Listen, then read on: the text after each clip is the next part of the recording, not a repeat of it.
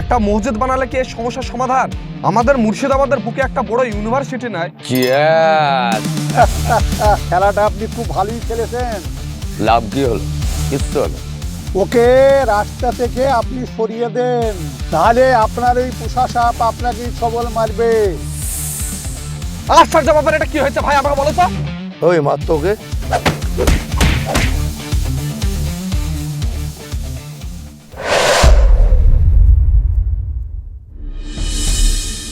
চাচা ব্যবসা এখন কেমন চলছে গো? এই চলছে। চাচা 2 কেজি ওজনের একটা গোটা একটা মুরগি দাও তো। কি ব্যাপারে মাইনুল, তোর পাত্তাই নাই, দেখাই যায় না তোকে? হে কলকাতায় গিয়েছিলাম, দেওয়াল খবর। আরে খবর তো মুর্শিদাবাদে এখন একটাই। কি? আরে ওই তো আকবর মসজিদ। ওইলেই দেশটা চলুক, বুঝলি? সামনে ভোট আসছে, কে মন্দির আর মসজিদ বানাতেই ব্যস্ত। তা হইলেও ভাই একটা জবাব তো দেওয়া হয়েছে। কিসের জবাব তুই বুঝতে পারছিস না? একটা মসজিদ বানালে কি এর সমস্যার সমাধান? আরে ওদের উদ্দেশ্য খারাপ তা জানি, তা হইলেও এটা হচ্ছে, এটাই তো বিশাল ব্যাপার। এটাই তো সব থেকে বড় ভুল রে। কিসের ভুল? তোজের জন্য মুসলমানের এই অবস্থা। আচ্ছা চাচা, একটা মসজিদ বানালে কি এর সমস্যার সমাধান? আমাদের মুর্শিদাবাদের বুকে একটা বড় ইউনিভার্সিটি নাই, সেটা কি আপনি জানেন? আমি দেখছি তোর তো খুব কুটকুটি রে। হ্যাঁ, আমার কুটকুটানি বেশি, কারণ মন্দির মসজিদ বানানি রাজনীতি দলের কাজ না, ওটা মৌলানা পুরোহিতদের কাজ। হ্যাঁ, তুই বাইরে লেখাপড়া শিখে একবারে নাস্তিক হয়ে গেছিস রে। মুখ সামলে কথা বলেন চাচা। হ্যাঁ, তোর সঙ্গে আবার কিভাবে কথা বলবে রে? এ মাইনুল চুপ কর রে, ওসব বাদ দে। আরে কি বাদ দে, দেখতেছি না ফালতু কথা বলছে, বোঝে না সোজে না, সেই তখন থেকে ভুলভাল বলে যাচ্ছে। এই তুই যাচ্ছে যা, তোকে আমি মুরগি বেচবো না। তোমার দোকানে মুরগিও নিব না, আরো অনেক দোকান আছে। যা। দাও দাও আমাকে তাড়াতাড়ি মাংসটা দাও, পালাবো। চারিদিকে কিরকম হাওয়া রে? খুব ভালো হাওয়া, ভোট হলে আমরাই জিতবো। হাওয়া আরো তুলতে হবে, ভোট পর্যন্ত চালিয়ে যেতে হবে।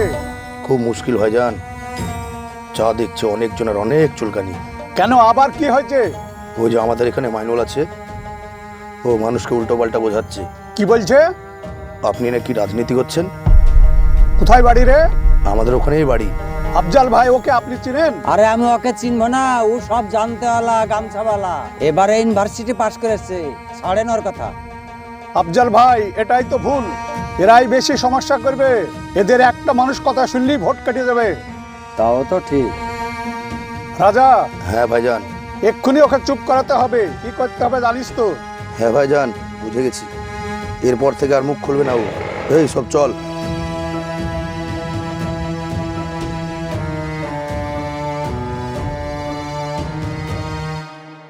তাহলে আফজাল ভাই,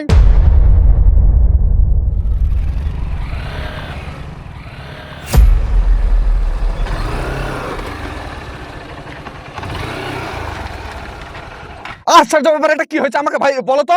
কি হচ্ছে বুঝতে পারছিস না? তুই তো সবই জানিস। শোন, পথ ছাড়, এখন আমি কোনো ঝামেলা চাই না। হ্যাঁ, যদি না ছাড়ি কি করবি? খুব হুনু হয়ে গেছি নাকি? আরে ভাই তোরা মন্দির বানা মসজিদ বানা রাজনীতি কর, তোদেরকে কে আটকাছে বলতো? তোরা রাজনীতি কর না, আমাকে আমার মতো থাকতে দে। আমাকে তোরা ডিস্টার্ব করছিস কেন? আরে এর কথা শুনে লাভ নেই, মার তো। আরে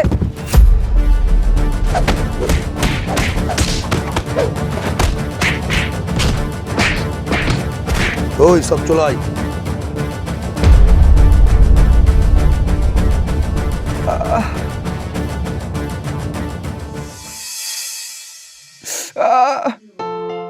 করছো কেন? সবকিছু তো কথা বলতে গেলে কি হয় জানো তো? আরে আমি কি ওদের মিছিলে কি কথা বলেছি বলো তো? মিছিল বলনি, যেখানে বলেছো সেখানে বলার কি দরকার ছিল তোমার? দরকার আছে গো শাহিনা, তুমি এখন সেটা বুঝতে পারো না। আমার কিছু বোঝার দরকার নাই, তুমি টিউশন করছো, হয়তো আমাদের চলে যাচ্ছে। তুমি শুধু টিউশনে দেখছো গো শাহিনা, যদি গ্রামে বাস না করতে পারে তাহলে টাকা পয়সা কি হবে বলো? আমাদের জমিতে আমরা বাস করবো, কে কি বলবে গো? আমি আর বাইরে যাব না গো শাহিনা, যদি মুসলিম বলে কেউ আমাকে মেরে দেয়। আর একটা কথা কি জানো, এইভাবে ধর্ম করতে করতে মানুষ মরে যাবে, পাশের বাড়ির লোক তোমার শত্রু হয়ে যাবে জানো। আমরা যেখানে থাকি এখানে মুসলিম বেশি, আমাদের কিচ্ছু হবে না। কালকে তোমার ছেলে বাইরে পড়তে যাবে না? পাঠাবো না ওকে আমি। মূর্খ করে রাখবা, ওরা তো এই সবই চায়। আমি অত কিছু বুঝি না গো, তোমার যদি কিছু হয়ে যায় তাহলে আমি কি করব বলো?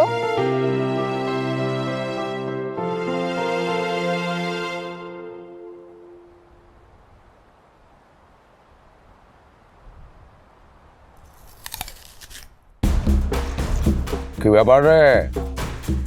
হাওয়া ভালো না? এবার ইলেকশনে চাপ আছে।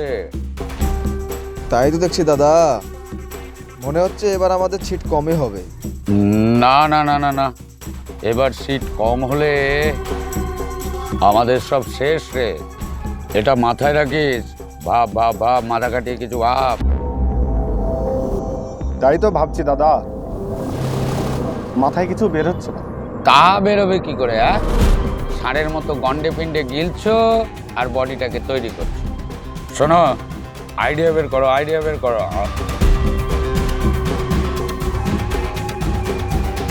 দাদা, হ্যাঁ, মহজিদকে কেন্দ্র করে ঝামেলা বাঁধানো কিন্তু সম্ভব। আইডিয়াটা তো দারুণ দিয়েছিস, কিন্তু কি করা যায় যদি বলতে পারিস? ইনাম আছে কিন্তু। এখন সব জায়গায় মহজিদ করা নিয়ে উত্তেজিত আছে। যদি এই সময় এমন কিছু করা যায়, দাঙ্গা যদি লেগে যায় না, একদম জমে যাবে। ওরে হরি, আইডিয়া তো ভালো দিয়েছিস, কিন্তু কি করা যায় সেটা ভাবছিস কি? এই সময় যেখানে মহজিদ হচ্ছে তার আশেপাশে মন্দিরে হাড় ফেলে রাখলে না, একদম জমে যাবে দাদা। আইডিয়া তো দারুণ রে। শোনা, তোর বুদ্ধি আছে, কিন্তু ভাইপো আমার চেয়ারের দিকে লোভ নাই তো? আরে কি যে বলেন দাদা আপনি। ঠিক আছে ঠিক আছে, শোন, যেটা করতে হবে সাবধানে আজ রাত্রের মধ্যেই করতে হবে। যারা যারা যাবে খুব সাবধানে যা। দাদা আপনি চিন্তা করেন না, সব আমি সামলে নেব। ঠিক আছে। চল। হরি, হ্যাঁ, আর একটা কাজ করিস বাবা, হাতটাকে না ভালো করে ধুয়ে নিস, যেন মা কালীর ক্ষোভে না পড়ি। জয় মা। যা যা। আরে দাদা, ও নিয়ে আপনাকে একদম চিন্তা করতে হবে না, আপনি নিশ্চিন্তে থাকুন। চল।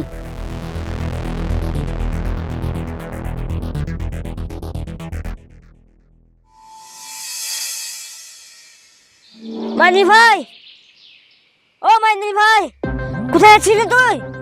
আরে আমি এইদিকে রে। কি হলো, হাঁপাচ্ছিস কেন? এক্ষুনি চ, বিরাট একটা ঘটনা ঘটে গেছে। বস তো এখানে, বস। এই শাইনা, এক গ্লাস পানি দাও তো। আনছি।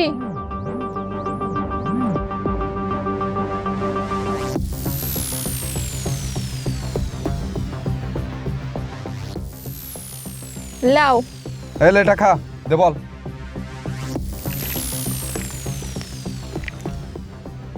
লাও, এবার বল কি হয়েছে? মনে হচ্ছে এবার দাঙ্গা লেগেই যাবে। দাঙ্গা লেগে যাবে মানে? ওইদিকে মসজিদের পাশে মন্দিরে ওই হাড় মার কারা যেন রাত্রেবেলায় ফেলে রেখে গেছে। ওই যে বিশাল অশান্তি ভাই। আরে বলিস কি রে? চল চল চল চল। হ্যাঁ হ্যাঁ, তাড়াতাড়ি চল, তাড়াতাড়ি। এই তুমি কোথায় আছো? ওই সব ভেবে মাথা ঢুকাবা না, বলে দিলাম। আরে তুমি কি কথা বলছো গো? যদি দাঙ্গা লেগেছে তাহলে আমরা শান্তিতে বসবাস করতে পারবো না। তোমার যদি কিছু হয়ে যায়? বাড়িতে বসে থাকলে হবে? প্রতিটা বাড়িতে না দাও দাও করে আগুন জ্বলবে। ওরা তো কেউ যাচ্ছে না। যারা অন্যের ক্ষতি করে তারা কি করে যাবে? আর যখন জানতে পারবে তারা তখন এই সব করবে না। চল চল। হ্যাঁ হ্যাঁ, চল চল।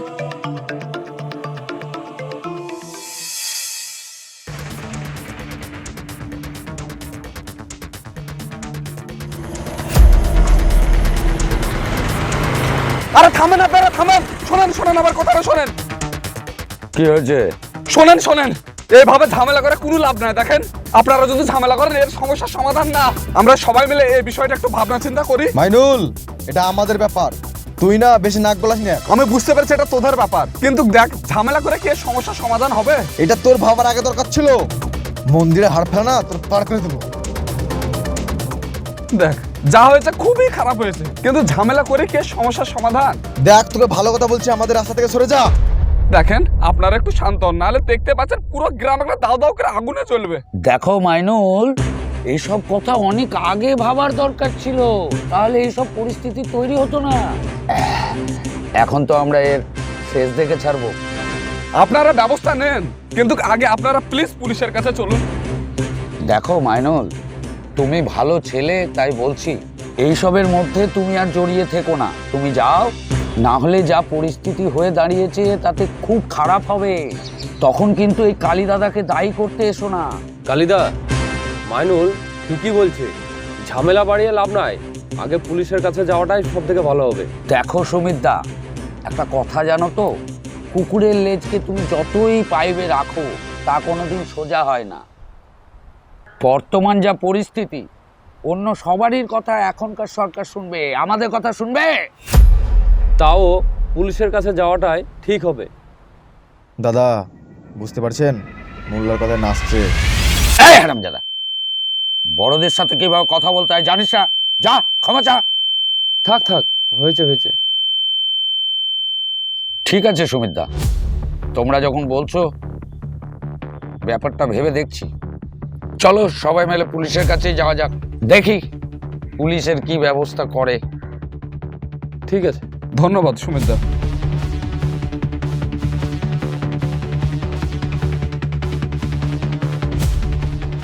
এই পাগলা, মনে রাখিস একটা মারও যেন মাটিতে না পড়ে। হরি, মনে থাকবে কথাটা? সব কটাকে দেখতে হবে।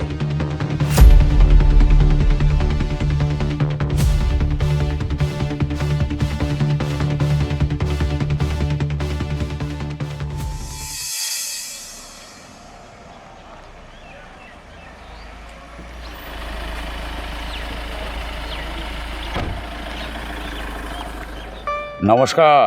নমস্কার। অনেক এমার্জেন্সি কাজ ছিল, সেটা ফেলে আপনাদের কাছে ছুটে এলাম। আপনারা থানায় এসে ভালো নাগরিকের প্রমাণ দিয়েছেন। আপনাদের মতো ভালো লোক থাকলে না ঝামেলা অশান্তি কিচ্ছুই হবে না। আচ্ছা ওসি সাহেব, এই সারা জীবন ভালো মানুষের পরিচয়টা কি আমরাই দিয়ে যাব? আর আমাদের উপর যে অন্যায় অত্যাচারগুলো হচ্ছে তার প্রতিকারটা কে করবে? দেখুন, যে এই বাজে কাজটা করেছে তাকে অবশ্যই শাস্তি দেওয়া হবে। আপনারা নিশ্চিন্তে বাড়ি যান। স্যার, বিষয়টা কিন্তু খুবই জটিল। আপনি তো বুঝতে পারছেন এটা একটা ধার্মিক বিষয়। গ্রামে কিন্তু দাঙ্গা লেগে যেতে পারে হিন্দু মুসলমানের মধ্যে। তো আপনি যত তাড়াতাড়ি পারবেন যে কুকর্মটা করেছে তাকে অ্যারেস্ট করার ব্যবস্থা করেন।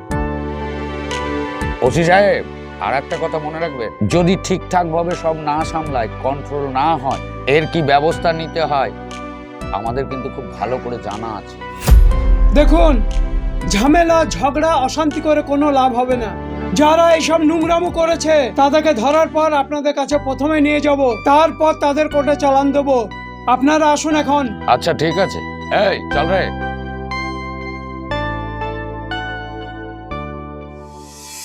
Cheers!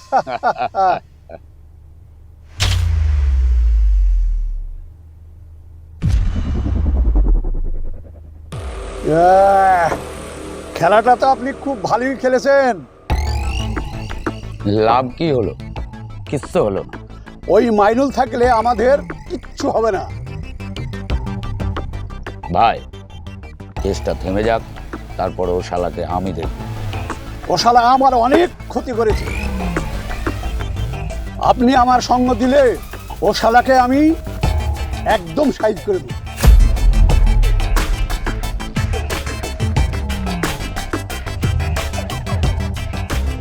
আপনি শুধু এই মুর্শিদাবাদটা দেখেন, আর রাজ্যটা আমাদের দখল করতে দিন, তাতে আমাদের দুজনেরই লাভ। আরে সেটাই তো বলছি, এমন ভাবে খেলতে হবে যেন আমাদের দুজনেরই লাভ হয়।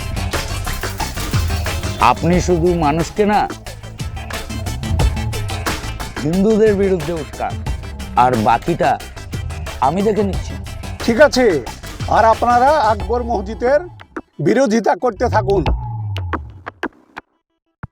শুনেন, যত মসজিদ নিয়ে বিরোধিতা করবেন ততই আমাদের ভোট বাড়বে, আর শাসক দলের ভোট কমে যাবে, খেলা জমে যাবে। খাঁটি কথা, কিন্তু একটা সমস্যা আছে। সমস্যা? আবার কি সমস্যা? এই হরি, হ্যাঁ দাদা। দেখ, ওই মন্দিরে হাটটা তুই রেখে এসছিস, আর এটা যদি জানাজানি হয়ে যায় ভীষণ প্রবলেম হয়ে যাবে। এই হরি, হ্যাঁ তুই এক কাজ কর তো, কদিন কোথাও গা ঢাকা দি। ঠিক আছে দাদা।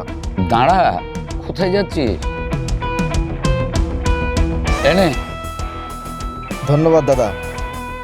সাবধানে থাকিস। হ্যাঁ দাদা। কালীবাবু, এটা আপনি ঠিক করলেন না। মানে? ও যেখানেই যাক, পুলিশ জানতে পারলে কিন্তু খুঁজে বের করবি, আর খুঁজে বের করলেই আপনি বুঝতে পারছেন। তাহলে কি করব ভাই?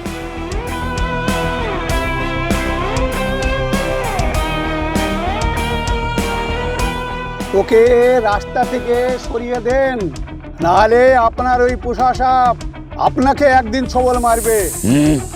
বুঝতে পেরেছেন? ঠিক বলেছেন ভাই, ঠিক বলেছেন। ও যদি মরে তাহলে আমাদের দুজনেরই লাভ। আপনি আমাদের দোষ দেবেন আর আমি আপনাদের দোষ দেব। তাতে কি হবে জানেন? ওই টুস চাপা আগুনটা দাও দাও করে জ্বলে উঠবে। Yeah!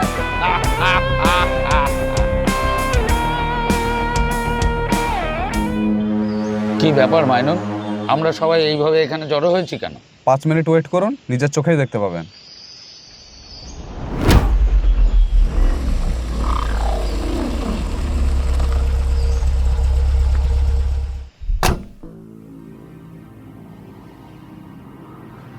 আপনাদেরকে বলেছিলাম না মেন আসামিকে আপনাদের সামনে হাজির করব। এই দেখুন সেই হরি, আপনাদের সামনে নিয়ে আসলাম। হারামজাদা, আমার মান সম্মান ডুবিয়ে দিলি রে।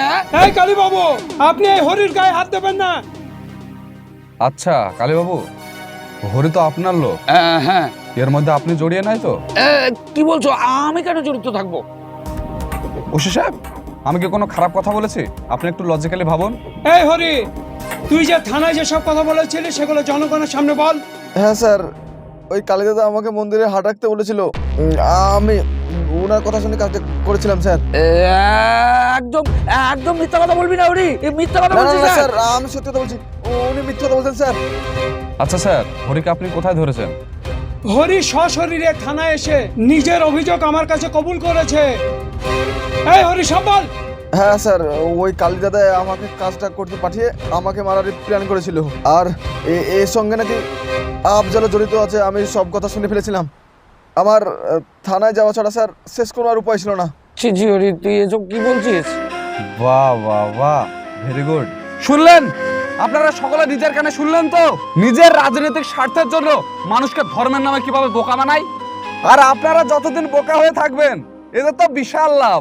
ঠ্যাংয়ের ওপর ঠ্যাং তুলে দেখাবে, রাস্তাঘাটের উন্নয়ন হবে না, কেউ চাকরি পাবে না, একটা বড় ইউনিভার্সিটি তৈরি হবে না, কিচ্ছু হবে না। আর আমাদের ছেলে মেয়েদের ভবিষ্যৎ একবারে টোটালি নষ্ট করে দেবে। কি সুমিতদা? হ্যাঁ মাইনুল ঠিকই বলেছে।